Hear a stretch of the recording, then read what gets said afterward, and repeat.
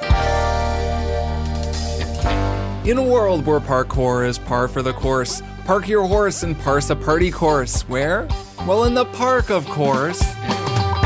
Welcome to Triple Click, where we bring the games to you. This week we're talking about the new parkour action-adventure Dying Light 2, a game about crafting an axe, running up to a zombie, and bopping him on the head. We talk about the good, the less good, and the Aiden of it all. So let's get bopping. I'm Kirk Hamilton. I'm Maddy Myers. And I'm Jason Schreier. Hello. Hi there. Hey. Hello to both of you. It's us again. Clickety click click. Clickety click click. The Triple Click crew is back again to talk about video games. I guess I have to say it too, because you two did. Clickety click click. Here we go. We go. We've taken your catchphrase and we're running with it. The new Maddy Myers buy is clickety click. Nothing can usurp buy. Nothing can, because that was created organically. Unlike true. Clickety Click Click, which was, of course, created among hundreds of focus groups with Max Fun over several decades. Right. We really tested that one. There were a lot of... We'll have to share the list. We're actually, the show is really... We're in the red because of all those focus groups. Like, we are desperate to recoup this cost. It's been very expensive hiring the consulting firm to check all of our catchphrases. But it was so useful. I mean, I feel like it's really paid off. It's true. I mean, we have clickety click click. We're going to get a second t-shirt made with clickety click click. Oh, no. And if people want to help us get out of debt. No, that can't be the second shirt. How can people help us get out of debt? Yeah. Well, they can become Maximum Fun members because, it's true. I mean, these focus groups will not pay for themselves, and these catchphrases don't just come out of thin air. So we need your support for that and to keep making this show. And being serious, it means a lot to us that so many of you are members of Maximum Fun and support the creation of this show. So if you go to MaximumFun.org/join, as you probably know if you listen to this show, because we always mention it, you can become a member of Maximum Fun, which is our podcast network. And that is cool because Maximum Fun is cool, and they have a lot of cool podcasts, but also you will get bonus episodes of this show and many others. We just did a Matrix episode. We did our favorite stuff of last year. We're about to do one on Yellow Jackets, a show that for whatever reason I always want to call Fireflies because I played too much The Last of Us, I guess, and I get my bugs mixed up. But we're going to talk about Yellow Jackets, which will be very fun. That'll be out in a couple weeks or so. So you still have time to watch that show. Get your trial Showtime membership and just binge the whole thing. Trust me, when you start it, you will finish it within a few days. MaximumFun.org/join to become a member. And thanks so much to everybody who's a member and supports the show. Okay, so this episode we're going to be talking about the first of the big hot new video games that are out. But first, I just want to at least nod to the fact that acquisition mania continues in the world of video games. Not only did Sony buy Destiny maker Bungie, but the New York Times also bought Wordle, which I feel like is maybe bigger news Shocking to everybody. I think more people probably play Wordle than Destiny at this point. Wow, I wonder if that's true. It might be. It might be. I mean, I'll tell you that Emily does not play Destiny, but she plays Wordle. I think there are more all-ages group chats about Wordle than that Destiny. Also seems likely. So I don't know. I wanted to just note it and see if either of you had any quick thoughts on two more, not as big, but still big acquisitions. I think they should have gone swapsies. I think Sony should have gotten Wordle, and the NYT should have started running Destiny 2 as part of their game section. I just feel like it would have been cool. And I hope to see the NYT branch out more. You log in, you play the crossword, you play Destiny. Spelling bee, crossword, Destiny you just 2. Collect some loot, and you toss some spheres to your friends, and then you go do the crossword. Yeah, why not? Sure. Why not? Every Sunday, you get the crossword and also a list of like the hot new what Zur is collecting that week. Yeah. Jason, you broke the Destiny or the Bungie acquisition. What do you think? What did you from all the people that you talked to? I broke it to you guys in G-Chat like 4 hours before. before. You didn't tell us what the news was. Yeah, Jason you guys, does this you thing were where he goes, skeptical. news coming. Like, if you think him tweeting that is annoying, imagine it in G-Chat. And by annoying, I mean lovable and cool. I put it in G-Chat so I don't get the urge to tweet it. Like, I share it with you guys so I don't have to share it with like I'll take it. That's what DM threads are for, is to place things that you don't want to tweet. Yeah, I heard about it pretty early on Monday, pinged a bunch of Bungie people to try to corroborate the news, and pretty much every one of them, other than people who were weirdly quiet because they didn't want to confirm it. Pretty much every one of them heard about it from me, and they were like, "Wait, what? Like Sony is buying us?" So that was pretty funny. No. And then they had an all hands meeting like at the exact same time as the news was announced to hear about it. My quick impression is that it's more consolidation is really just not a great thing for the video game industry, and it's going to keep coming, and it's probably going to lead to bad long-term repercussions.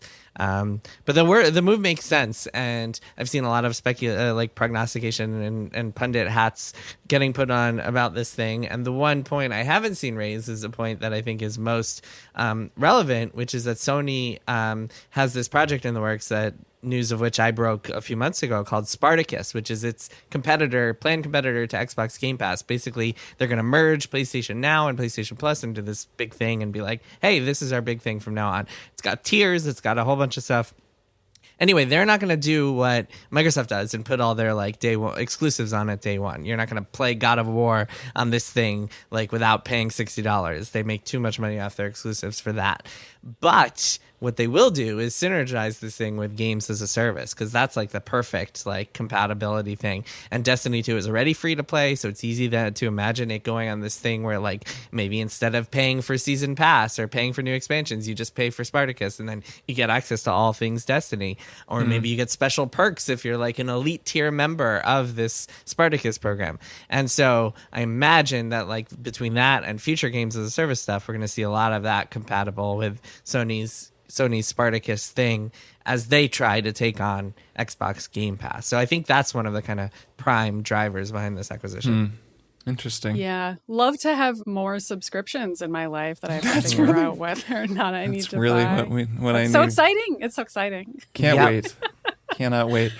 Well, yeah, we'll see how that shakes out, just like all of these acquisitions. But speaking of games as a service and unlikely games as a service, this actually does kind of transition us to the game that we're talking about today, which is the first super big AAA game of 2022, which is the year that it is. I keep reminding myself that because it doesn't feel like it's 2022, but it is. And it is, in fact, now officially, we're recording this a little earlier than we published, February of 2022, which is the month that we've all been sort of dreading and being excited about in equal measure for dreading. Quite a while now. I have not been dreading this month. Dreading the time management challenge that it will sure. propose. But no, of course, looking forward to these games, and I was excited about this one. So we're talking about Dying Light 2. Dying Light 2 Stay Human. And again, I've got a little recap here. This is the series background before we talk about this game that we've all been playing. So here we go.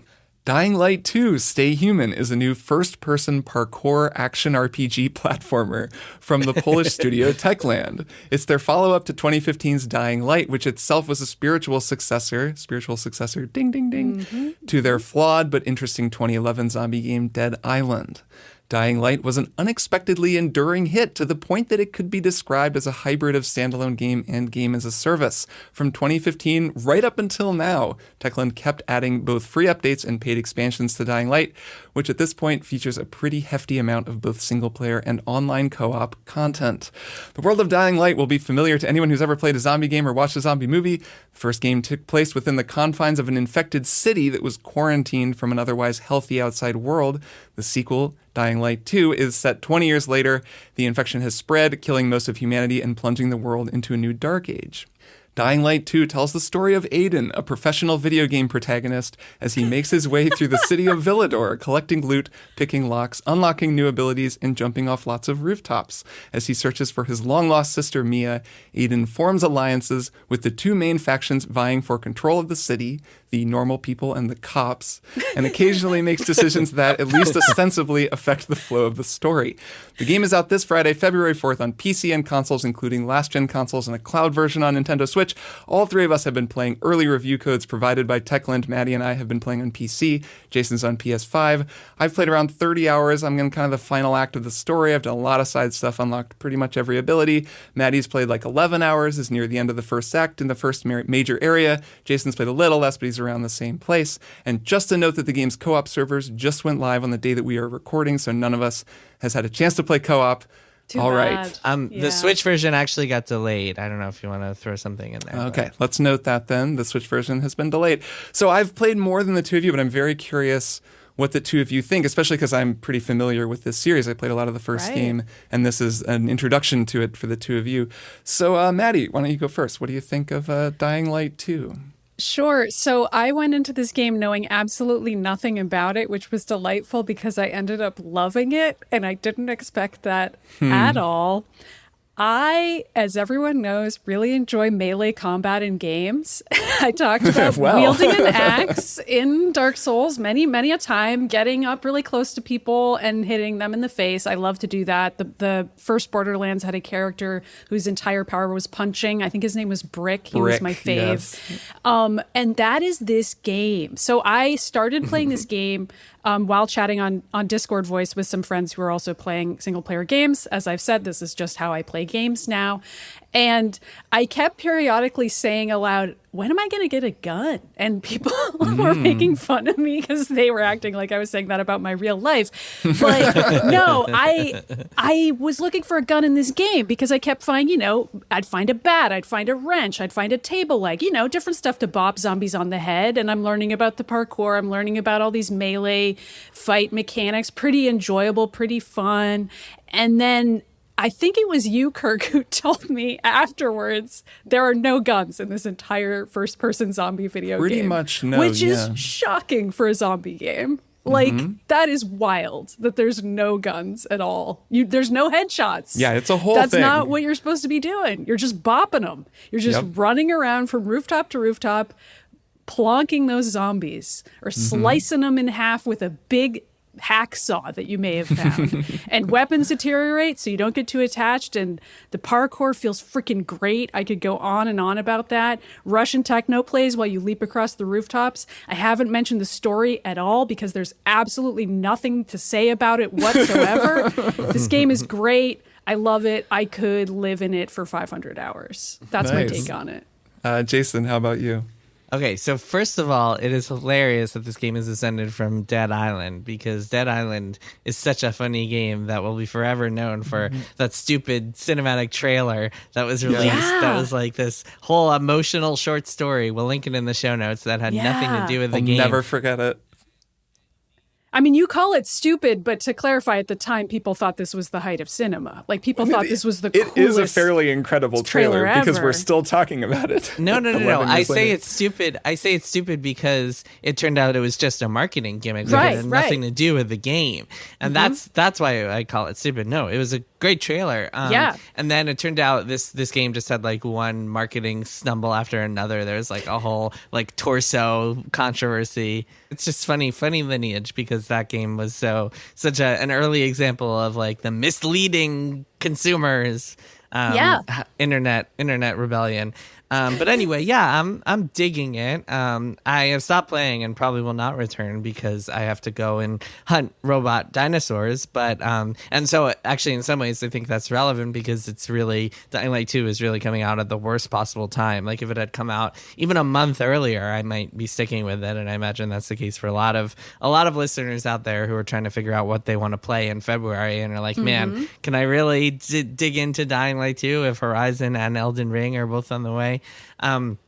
That said, I really enjoy it too, and I enjoy the parkour and running around and clubbing things and making them just like you said, Maddy, like just doing the thwack thing on the zombie. I actually thought the combat was pretty boring at first, and then then it shows you gradually like how to parkour over enemies and flip kick into other enemies and stuff. I find actually, maybe this is a controversial opinion for you guys, but I find that this game really suffers from being first person. And if it was third person, I think I would enjoy it a lot more. Both because like the field of vision is really weak and like not ideal for a game like this. Can you not adjust that on PS5?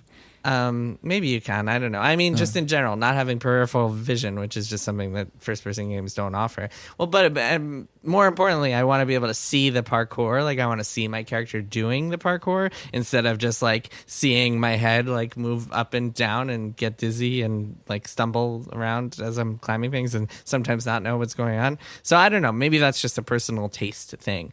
But yeah, so I guess I would say I don't love it, but I have enjoyed, and I'm probably not going to play anymore, but I've enjoyed the 10 or so hours I've spent with the game quite a bit. Nice. Yeah. Except for like the writing and story, which I just started skipping after a while. Ugh, oof. Yeah. Yeah, I get what you're saying about first person and parkour, although I don't agree. I feel like it's the only time in my life that I've thought it worked. And I say this as a person who tried Mirror's Edge and never completed it because I would either get motion sick or just find it too difficult at various points, because that is a famous first person parkour game. And it's hard.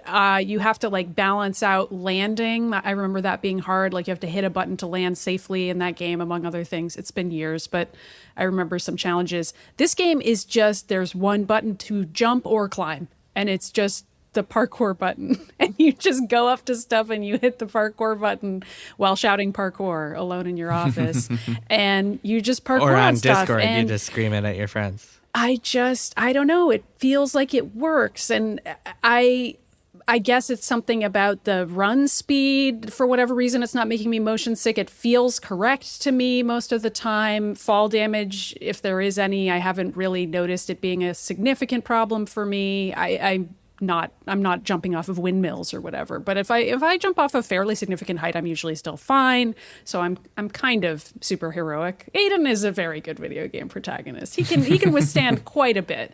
But yeah, I'm really digging the parkour a lot more than I thought I would. And I haven't started Horizon yet. But having just watched all those Uncharted cutscenes and having just played Lost Legacy, I am very familiar with the rote, tightly controlled climbing that will also be on offer in Horizon. And I'm kind of not looking forward to it because I'm digging the climbing so much in Dying Light 2. Yeah, having just played Uncharted, that's also been a really big point of comparison for me, is just how good the platforming is in Dying Light 2. So I've played like 30 hours of this game. I've played a ton of it. I've unlocked a ton of stuff. And I played a lot of the first game and the expansion.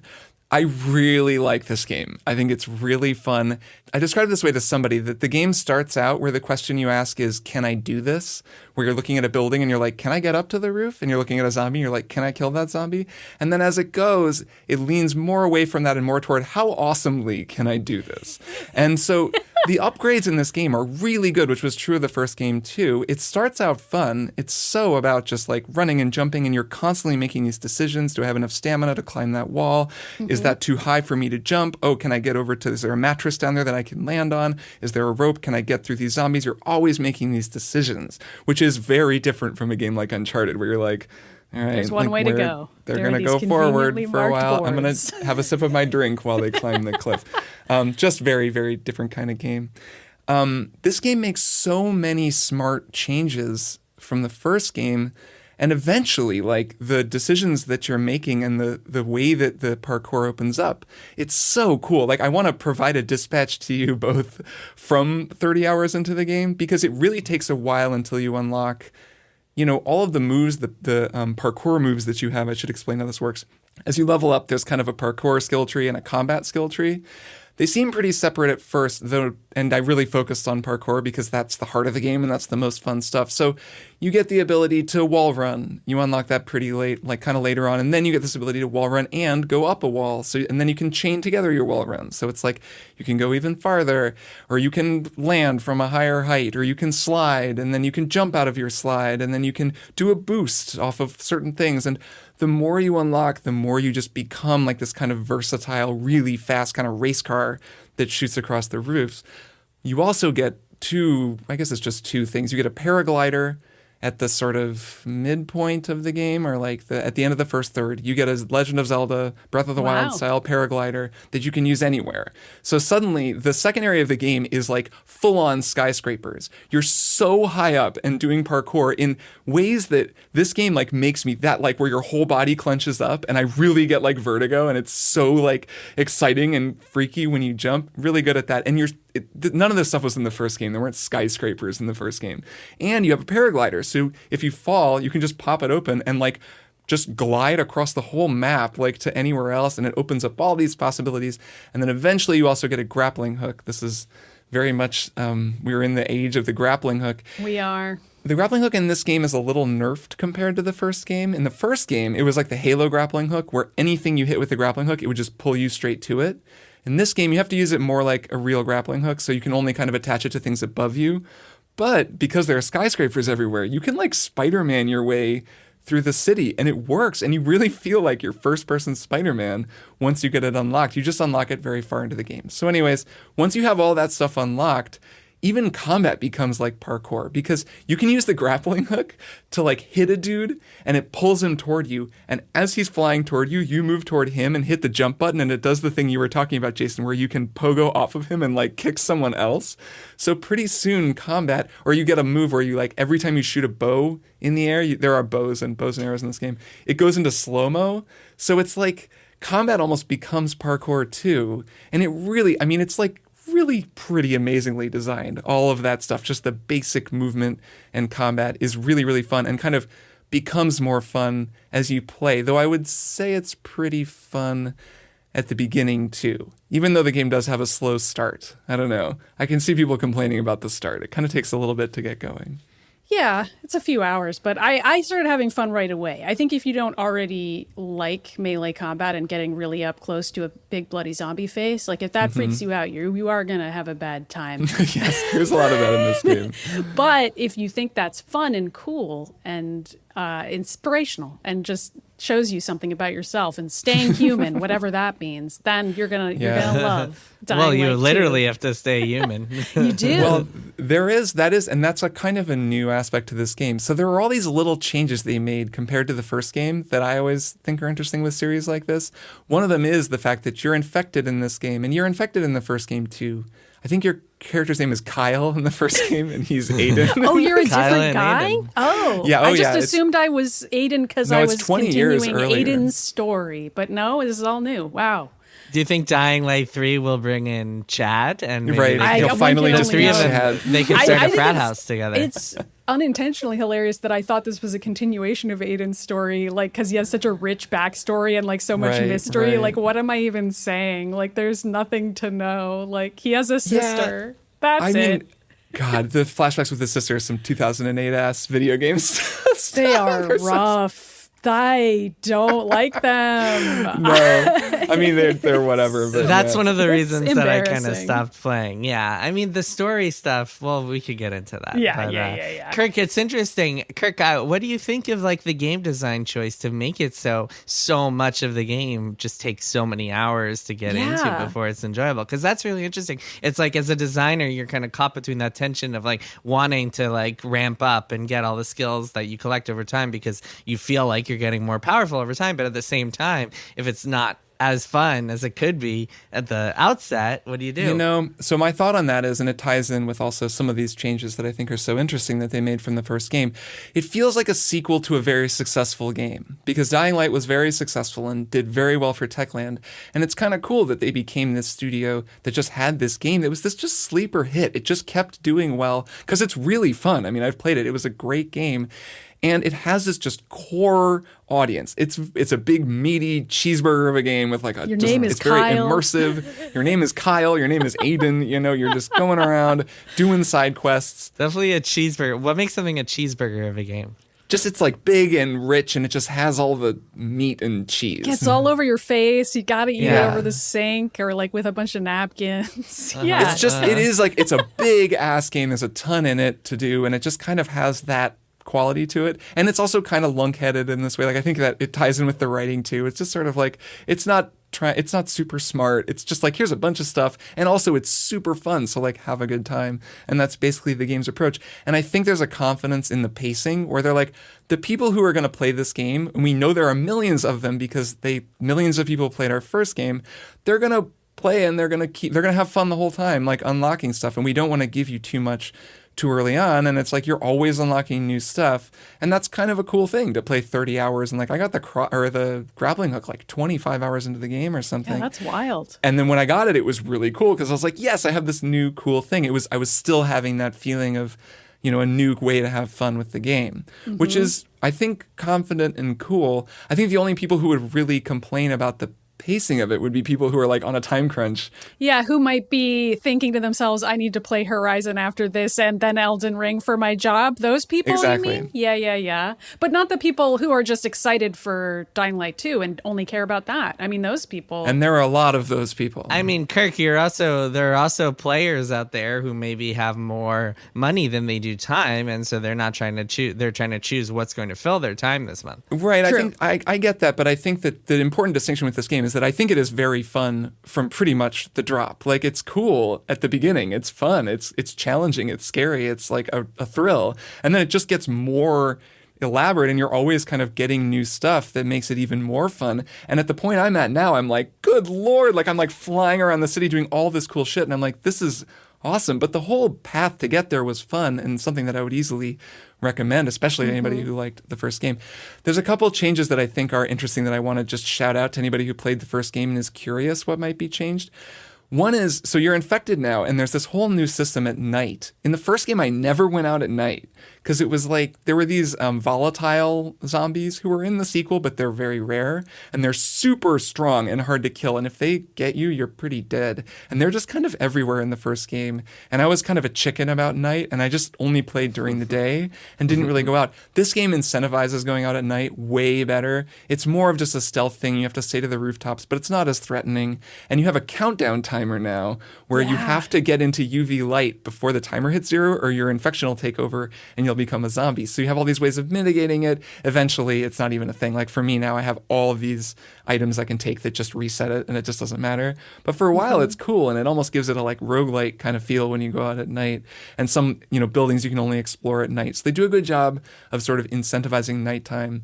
And I think the guns thing, I just want to shout out the fact that I think this is really cool, and I kind of realized this.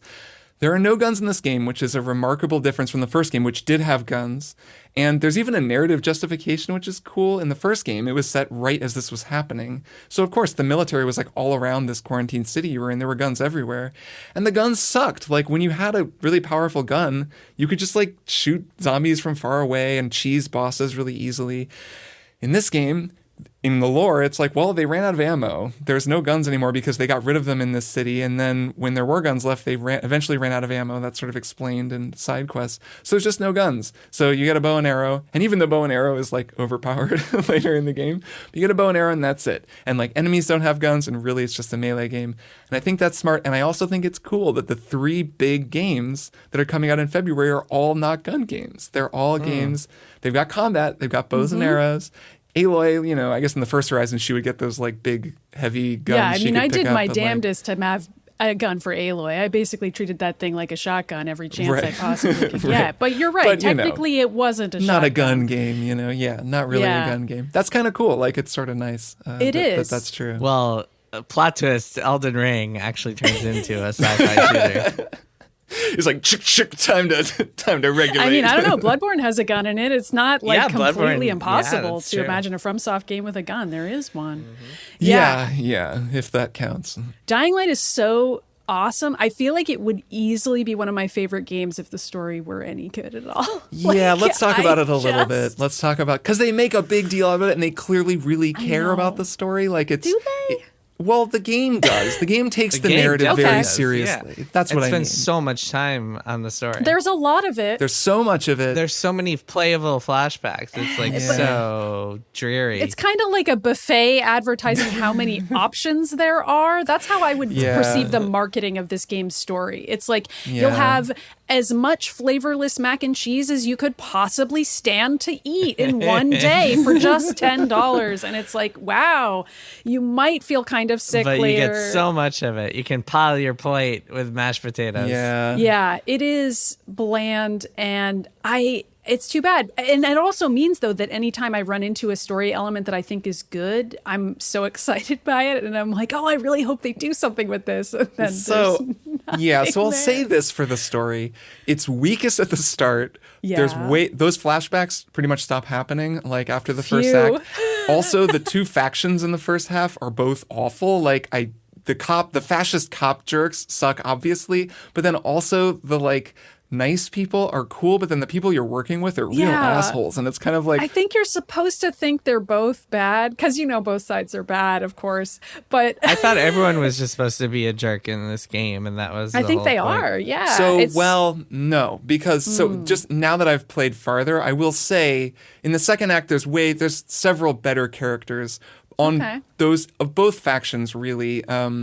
The people in charge of the cops are still like fascist cops, and you learn more about them, and it's like their whole culture sucks. Like it really is like, if you steal, you lose a hand. If you lie, you're whipped in the public square. Like they're really like, they're full on that thing. But there are some characters over there that are, they're at least interesting. Like they seem like people. They're not just these kind of wooden archetypes like in the first part. And there's just more interesting characters in the sort of just regular civilian side. Plus, that's where Rosario Dawson's character turns up. By the way, funny side note, when I was playing this game, I was convinced that Troy Baker was voicing the protagonist because he's such a Troy Baker type, but it's not him, it's this other guy. And meanwhile, I was like, oh, who'd they get to play this Rosario Dawson type who turns up and is actually a main character? And then I realized, I was like, this actually sounds like it's Rosario Dawson. And then I looked and it is, in fact, she's actually, her character is cool. She's kind of like the ultimate badass chick, who becomes your good friend. The Ahsoka Tano, if you will. Yeah. Very much. But I will say she is too good for the material they're giving her. But she's a good actor, and she's like delivering her lines, and like really she carries a lot of the story. She's a major character, and she's good. So like at this point in the story where I am, which is a lot farther, I'm not like super invested. It's all a little bit just like, oh, there's factions, they're each trying to whatever control the city. Who really cares? Like it's not even on the level of like Fallout or something that's like weird but kind of works. It's mostly blah, but it's much better as it goes. It's at least just like I'm kind of into it. And then there have been some story missions, in particular one where you climb a skyscraper, that are like knockout great. Like where it's just the story's cool, it's fun, it's campy, it's like aliens 1 minute, and then you're outside of this building and people are on your radio being like, "What are you doing, you madman?" And you're like swinging around this insane skyscraper, and it's like pretty cool. So the story kind of gets better as it goes. On the factions tip, I was looking into them today just because I was curious about whether it mattered which faction you picked. Of course, I didn't choose the fascist cops. Yeah, because who I would? can't imagine why that didn't resonate with me, but I didn't choose them. And I found an article, and I don't know if this is true or not, but it was a preview somewhere that was presupposing that the cops were easier and that they had better weapons. And I just wanted to say, if that's true, if anyone plays Dying Light 2 and actually chooses the cops, I assume almost no one is. None of my coworkers who are playing did, so I can't verify this. I do think that would be very interesting if they were like, actually easy mode is to go with the cops because they give you like all the resources and like all the shit you don't normally have, and the hard mode is to go with the hard scrabble survivors who have shittier weapons and like less stuff. I just don't feel like I know anyone who's going to do that, so I don't think I'm ever going to be able to find out if that's true. So from what I've played, I don't think that's the case. They might have slightly better weapons in their store, but it's essentially the same. And the thing that's different is when you assign, there's a big map in this game with a bunch of regions. Then each region, you can like assign territory to whatever faction you've joined. And there's a fun process because it's either a power station or a water station, and they're both these like cool puzzle platforming things. There's a lot of these cool little interior areas. The metro stations are this way too, where you have to turn on generators around this weird underground like platforming challenge with like poison ground where you're jumping around and climbing on the wall. There's a lot of that kind of Assassin's Creed style stuff. But yeah, so you assign the region once you unlock the power station and turn on the power, and you can give it to either the PKs, they're called the peacekeepers, who are the cops, or like, what are they called? The bizarre people. They're like the normies, like just the normal people, which it is weird and narratively weird that you would ever go with the cops because just time and again, like, everyone is telling you nobody likes them. Even no, the Rosario main cop, Dawson is like, fuck the cops. Like, side and I feel with like these the guys. main cop. I'm trying to remember what his name is. I want to say it's Aiden, but that's the main character's name. He's Aiden too. Aitor. Okay, so there's Aiden and Aitor. I feel like Aitor also hates himself in a weird way. Like anytime you talk to him, he's like, "Yeah, I'm sorry. Like I'm a cop, and like we're assholes, and I can see why you wouldn't trust me. But like, have you considered trusting me?" And I'm just like, dude, you could quit. Like you could leave all this behind. Like coming out of the bizarre. They're a weird faction, and he's middle management. There's like other people above him there's like one guy who doesn't even like the PK and is sort of just, it's all kind of dumb on that side of it. But when you assign the faction, when you assign the territory to a faction, if you assign more territories to a faction, you unlock better perks. And the survivor side of it, it gets you like better zip lines and like better vents for your paraglider. But if you do the PK, the peacekeepers, the cops, it's like better traps on stuff are set up. And then eventually you get like a crossbow that I don't know that you can get any other way. So you do get like this one weapon, but whatever, you get a bow, it's the same difference. Who cares? Like I'm not sure it really makes a difference. That's my sense. And then there are some narrative branches. I can't really say how big of a difference they make, but I will say, like, I've really pissed off the cops at this point because I keep siding against them, and I can still do all the side quests in their base and, like, you know, still go there. Like, it's not like they're attacking me on the street, so it's not... That's so funny. Yeah. Talk about a fantasy. Like, you've just thoroughly screwed over the cops at every turn, and yet you can still walk into all their bases, and they're like, hey, Aiden, here's this troublemaker again. Like, I guess we'll give him another mission. He won't do it, and he will tell our adversaries about it, but oh well. It's funny. You would think that people would have learned from Skyrim, where there's a giant civil war going on, and you can side with either side, and then happily like go into the territory of either side, no matter what, no matter which side you're helping fight for. You just see everybody. Yeah, don't they know you're a video game protagonist? Shouldn't they know not to trust a damn thing you say?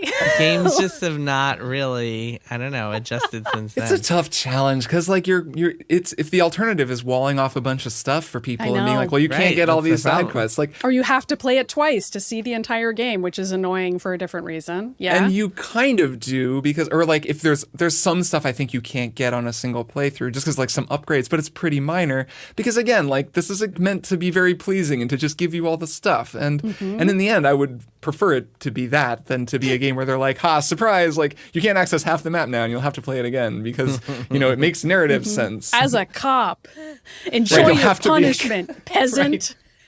You'll have to be a cop because you made the morally better decision. Can we talk about how dreary it looks? I think one of the other reasons that I'm a little down on it is that, like, walking around, everything looks the same. Everything is incredibly dull. And maybe, Kirk, maybe this also gets better in 20 hours in, just like everything else. I'm sure compared to Horizon, like, Horizon's probably like a Lisa Frank game. I don't know. I haven't booted it up yet, but it probably looks great. There's probably beautiful waterfalls. Yeah, I can't really talk about Horizon yet. In a couple of weeks, I'll talk about that. But like a lot of games look gorgeous, and like this game, I'm just playing and everything is just so ugly and dreary and brown and muddy, and the zombies just look awful. And I'm just like, man, I don't really want to spend a ton of time in this world. Yeah, they should have made the zombies hotter. That's a good point. Exactly. We need attractive zombies. They look so ragged and unhealthy. So I'm not going to tell you that the aesthetics get more exciting as you go. Like, I do think this game is kind of aesthetically generic. I don't think it's bad looking. Like, I think visually it's pretty remarkable in some ways. Like, it just in terms of fidelity and like the movement. Sure, I'm talking about art direction, not graphical fidelity. The first game was actually more distinct looking. It was set in the city of Haran, which was a little more, it was kind of based on the favelas, I think they said, of Rio, even though it's set in the Middle East. But it just had a little bit more personality. Like it seemed like a place, like it was kind of a favela style, you know, a lot of sort of put together corrugated metal and buildings like stacked on top of one another and on stilts and stuff. And it just had a sort of energy where this city is located in Europe somewhere, and it just sort of has a generic European vibe. It's not terrible, but you know, once you get downtown, it's like, oh, now it's just a city. Like there's kind of skyscrapers and all right. And like it's never that remarkable looking, even though I find the feeling of moving through it and the, you know, the parkour and like the motion and the way that it looks as I move to be really cool. I do want to shout out also, this is a thing to listen for anybody playing this. Maddy, you mentioned the techno music that plays. Yeah. At the best moments of this game are always underscored by music. It'll start and it layers. They do a cool interactive music thing. And I want to call this out for people so they can listen for it. They do this thing where you're running and it's like playing the music, and then you jump and the score dynamically adds a high pass filter. So like that allows, it basically cuts out the low frequencies and just the high frequencies are coming through, which is a common DJ trick. But it does this thing where like as you're in the air and moving through the air, all the bass drops out and it becomes really tinny. And then as you land, it like slams back down to the full EQ, and it's really fucking cool.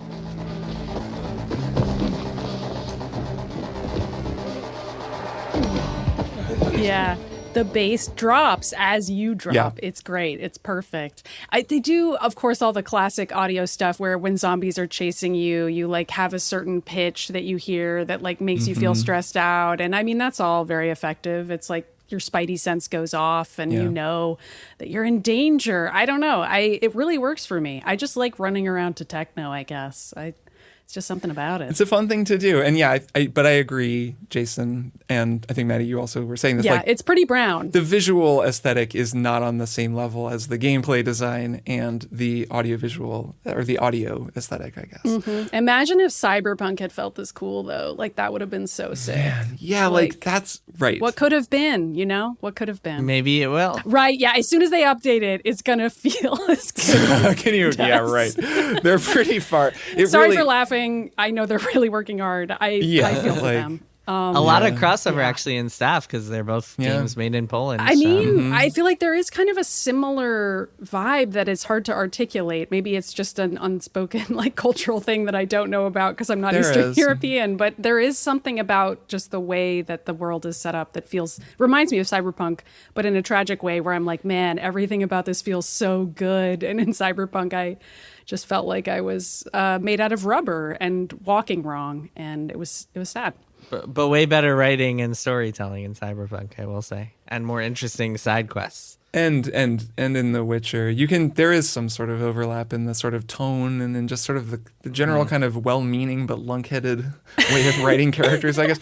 But then in the end, this game to me is just such an underlining of gameplay being king, like for this kind of a game. It's like this game is fun as hell. It gets more and more fun the more you play it, and in the end it's like I've played 30 hours of it. I didn't plan to do that necessarily, even though I knew I liked the first one, and I like really had a great time playing it. So like they nailed that core thing. You heard it here first. Kirk hates story and he loves games. He's hardcore only, and that's me. I'm a true gamer.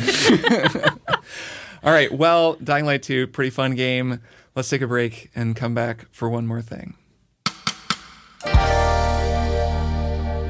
Hi, I'm Jesse Thorne, America's radio sweetheart. And I'm Jordan Morris, boy detective. Our comedy podcast, Jordan Jesse Go, just celebrated its 15th anniversary. It was a couple months ago, but we forgot. Yeah, completely. Our silly show is 15 years old. That makes it old enough to get its learner's permit. And almost old enough to get the talk. Wow, I hope you got the talk before then. A lot of things have changed in 15 years. Our show's not one of them. We're never changing, and you can't make us. Jordan Jesse Go, the same forever at MaximumFun.org or wherever you get your podcasts. Prepare yourself for the greatest pro wrestling podcast spectacular known as Tights and Fights. A backdropping audio showcase that helps you understand the world of pro wrestling with a lot of love and no toxic masculinity. Featuring host Danielle Radford. Time to kick butt and chew gum, and I'm all out of butts. Lindsay Cal. I'm a brutal Brit, and my fists were made to punch and hit. And Hal Lublin. I was doing the voiceover this whole time.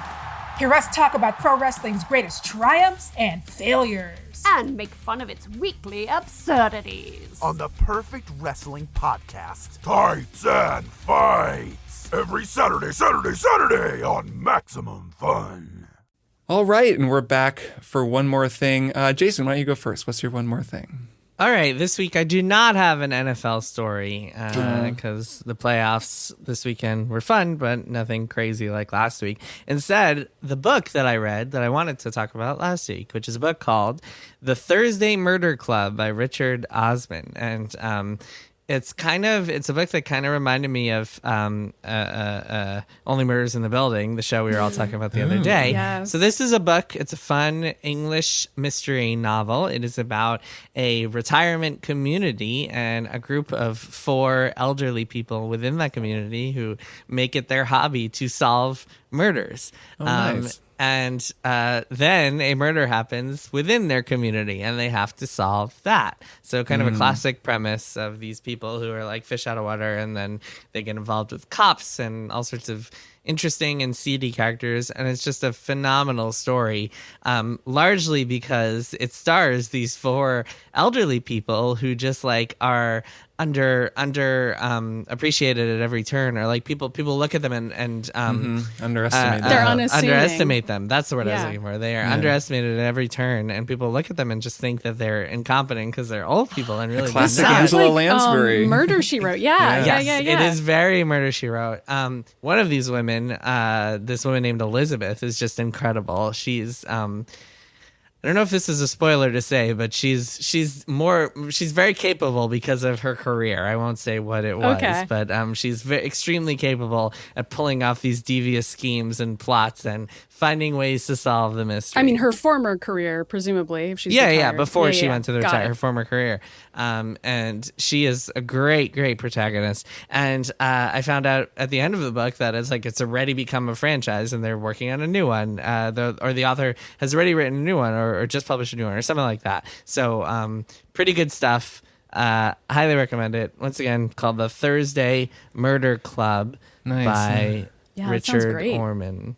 Or Richard Osman. Yeah, that sounds like it could be another one that becomes a TV show or a movie. There's that new Apple show, The After Party, and now there's like Only Murders in the Building. I feel like murder mysteries are going to be very hot for the next few years. Yeah, The Man Who Died Twice is the sequel to this, and it came out in September, so I gotta go buy it.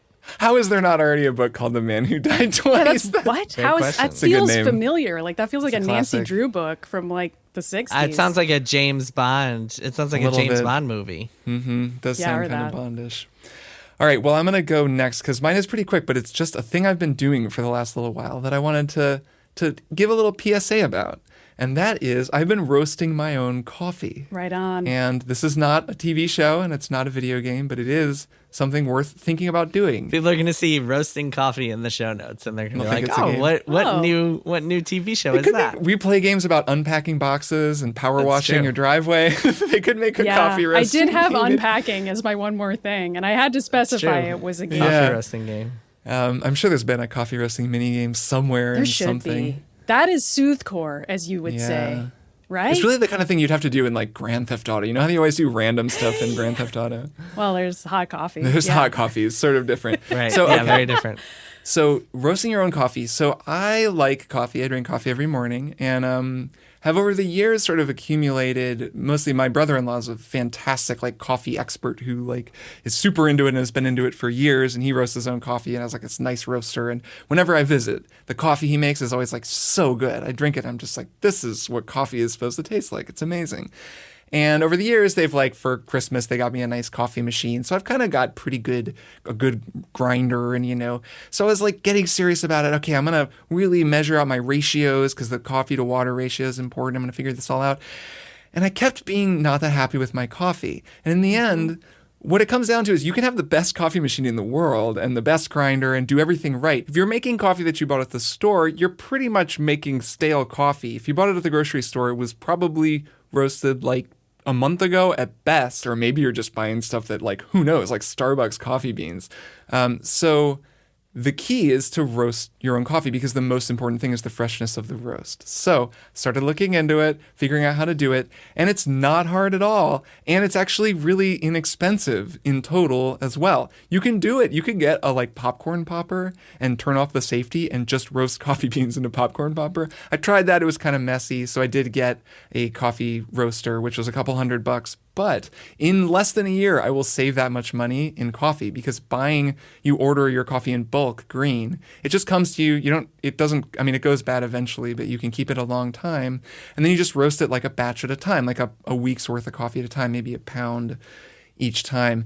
And it's so much cheaper in total. You'll save a lot of money and your coffee will be way better. And it's also kind of a fun hobby. So I've been having a good time. I'm making the best coffee I've ever made. It's been super fun. I just kind of wanted to share that with anybody out there who likes coffee and has been thinking, what if I had way better coffee and also saved money? You could get into roasting your own coffee. What if I made this hobby more complicated? Yeah, I got very obsessed with coffee toys of a variety for a while in my life. And then I just went cold turkey. No, I don't have coffee at all anymore. It's all that's over for right. me. You don't even drink coffee. Yeah, that's another way to I go. don't. That's valid. But I will say it's an extraordinarily fun hobby. And I completely understand where you're coming from because you can always further perfect. Oh, the sure. coffee And it's just so good when it's freshly roasted. Oh, It's yeah. like, man. But what if it were a little better? That's Anyway. true. That's true. I could get the even better roaster. I could get a barrel Right? roaster. No, it is a slippery slope. I'm very tempted. But it is the jump just to roasting your own is very significant. Oh, sure. All right, Maddie, what is your one more thing? Mine is the 2021 remake of West Side Story. I don't know if I should call this a remake. I don't know what to call this. It's just the Spielberg adaptation. There is a Steven Spielberg adaptation of the musical. I think of it as a remake because, I mean, it has an actress from the original movie. Rita Moreno, who plays a version of the character Doc. So I am a huge fan of West Side Story. It was one of my favorite musicals as a kid. I only pause there because I can't pick a favorite musical because I was one of those kids. I was very into this and like Les Miserables and like Fiddler, anything about Fiddler, anything about like injustice and falling in love and like political intrigue, but also love conquering all and like. That's what West Side Story is. It is an adaptation of Romeo and Juliet, except it's about racism. And it is set in the modern day of like 60s New York. And it is about Puerto Rican immigrants on the West Side and a white gang versus a Puerto Rican gang. And they're all teenagers. They're all children. So the production that I was super into as a kid was a production my sister was in as a kid herself. She's older than I am. And I feel like this is like the perfect high school production, by the way. Like this and Romeo and Juliet, like any story about kids and how tragic it is when these kids are murdering each other. Like it works so well with kids. And the woman. Now I'm imagining a Battle Royale high school production. I mean, the movie Battle Royale, part of what is so intense about it is how young all of the characters are. Right, but imagine it as like a play in high school. That'd be incredible. Yeah. Like stage blood everywhere. I mean, stage adaptation of Battle that's the Royale. kind of stuff my high school would do. We were hardcore. So, but part of what's cool about this is that the woman who, I mean, I say woman, but she was cast when she was 17. The girl who plays Maria is Rachel Zegler. She's she amazing. Is incredible. Holy shit. Like clear as a bell singing voice. Her so voice. Beautiful. It's unearthly, and also just her acting is incredible. She's a movie star. Yeah, she's going to be in everything and should be. But she is like she just is a child, like appears to be a child, but is playing this sort of beyond her years wise character. She was born in 2001. That's, I know, right? You want to feel old? Right. Wild stuff. Yeah, she doesn't have a memory of what happened on 9/11. She was not born, probably, or was an infant.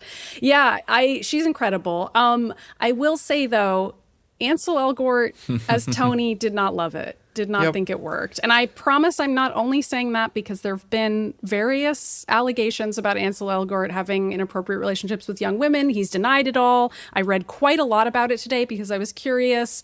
It's, I think, some very sad stories. But that isn't why I didn't think he was good. I just straight up thought he was too old for the part.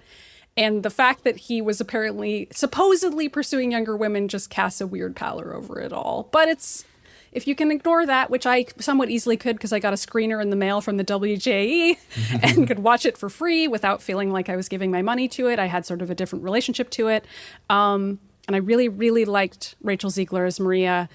All that said, I know I've been talking a while. All that said, so Tony Kushner helped adapt the original play. And there's so much extra stuff in here, and I don't know if they needed it. I know you watched it as well, Kirk, and I'd be curious for your take on it. They add in like a whole backstory for Tony and like a boxing plotline for Bernardo. And as somebody who's so familiar with the original play, it was weird to see those changes. But some of them I thought were really cool. They really flesh out anybody's character. It's like this sort of genderqueer gang member, and they cast like a non-binary actor to play them, which like is wild and really neat. Very cool. But then the Rita Moreno as Doc thing I thought really changed the vibe. Like Doc is like this elderly white guy who teaches Tony not to to be racist as like an ally, and having him be friends with this elderly Puerto Rican woman really changes his character, not for the worse, but it didn't really feel like the play knew how to grapple with what kind of person Tony would be if that was his upbringing, because there isn't quite space for that. But Rita Moreno's great. They give her one of the songs in this show that normally Maria sings, and she does it beautifully. So I would say all in all, I loved it. And, it's an incredible musical. But what did you think, Kirk? Yeah. Oh, yeah. I mean, overall, I thought it was wonderful. I totally agree. It's like Tony isn't a great character to begin with, but I thought that Ansel Elgort wasn't good. And I'll say that I actually saw this before I even knew there were allegations about him. Oh, wow. And my take at the end, I was like, all of that worked except for Tony. And as a result, Interesting. The relationship, it's just because it's West Side Story. So you're supposed to believe that they fall in love in this really intense teenagery kind of a way. And they never really seem like they're having any fun. I know. I feel like they needed like a Tom Holland type. Like they needed like a more fun loving kind of a guy as Tony. It could have had a better Tony. I really liked what Kushner did with it. I felt like it kind of decentered the love story at the middle a little bit by showing more of the context around them and the other characters. True. Like I thought the stuff with Bernardo was cool. Like even just fleshing out his relationship with Maria. I thought the fact that they were like on this condemned land that was going to be turned into Lincoln Center, that like the was whole idea fascinating. that they're fighting over just garbage basically was cool. Yeah, and that they're all going to be evicted anyway, which is new. Yeah, it's interesting. I mean, it's interesting in and of itself that there would be a version of West Side Story that would have new plot lines that you aren't familiar with. Like even that is quite daring. Yeah. So it's cool. I'll say that like the costumes are incredible. The Bernstein's music, holy shit. I mean, I played in the pit for that in high school and love that music. It's so next level. And then just Spielberg, man. I mean, he gets to make a musical. He's never made a musical. And like, it's amazing. I mean, the gym dance is like just bananas. In America, the street number where they have those crane shots and it's this huge thing. I mean, these long takes of people just moving in concert. I mean, it's so incredible when it's at its most incredible that just for that alone, it's totally worth watching. So yeah, I really liked it. Yeah. And I know some people were like, oh, you got to see it in the cinemas. I mean, this was a cinema-only release, which I really think killed it, unfortunately. It feels like such a streaming movie. And I'm sure the spectacle of seeing it in cinemas would have been really neat, but I'm just not really going to cinemas still. I really liked watching it at home. I'm one of the only people who's capable of watching it at home. And I'm kind of like, watch it at home. So yeah, you can wait for it. It'll be fine. Yeah, I don't know. It's good. Those songs. I'm gonna get the Rachel Ziegler versions. I'm gonna listen to them. She has a beautiful voice. She sure does. All right, well, that'll do it for this edition of Triple Click. Thanks so much to everybody for listening. And we've got a bunch more video games to talk about this month. It's going to be a fun one. So stick with us. Games. I'll see the two of you next week. See you next week. Bye. Triple Click is produced by Jason Schreier, Maddy Myers, and me, Kirk Hamilton. I edit and mix the show and also wrote our theme music. Our show art is by Tom DJ. Some of the games and products we talked about on this episode may have been sent to us for free for review consideration. You can find a link to our ethics policy in the show notes. Triple Click is a proud member of the Maximum Fun Podcast Network, and if you like our show, we hope you'll consider supporting us by becoming a member at MaximumFun.org/join. Find us on Twitter at TripleClickPod, send email to tripleclick@MaximumFun.org, and find a link to our Discord in the show notes. Thanks for listening. See you next time.